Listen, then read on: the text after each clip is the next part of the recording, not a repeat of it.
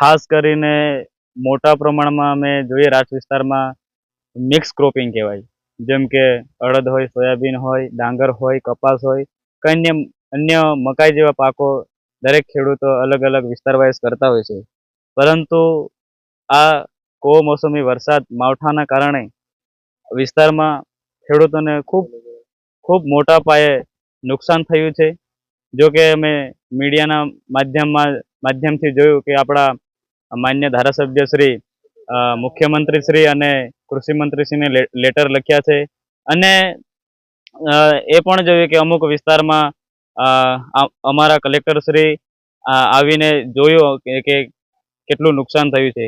પણ જો આવીને જોવાથી કે પછી લેટર લખવાથી જો ખેડૂતોને વળતર નથી મળવાનું, પણ હું તો કહું છું કે હવે બહુ વાર નહીં કર્યા વગર ખેડૂતોનું સર્વે થાય, દરેક ગ્રામ પંચાયતમાં ખેડૂતોનું સર્વે થાય અને એમને જેટલું એમનું નુકસાન થયું છે એ નુકસાનનું યોગ્ય વળતર મળે.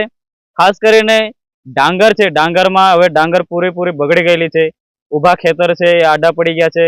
એ ક્યારા છે, ડાંગરના ક્યારામાં ખૂબ પાણી ભરાઈ ગયું છે, જેથી કરીને હવે ડાંગર પલળી ગઈ અને કાળી થઈ જશે, એટલે એને બજારમાં ભાવ ના મળે. અને અમુક ડાંગરો તો ઉગી નીકળી જશે, એટલે જે તે વેપારી એમનું બહાનું કાઢીને ડાંગર લે નહીં અને એને ખોરાક તરીકે પણ ઉપયોગ ના કરી શકાય.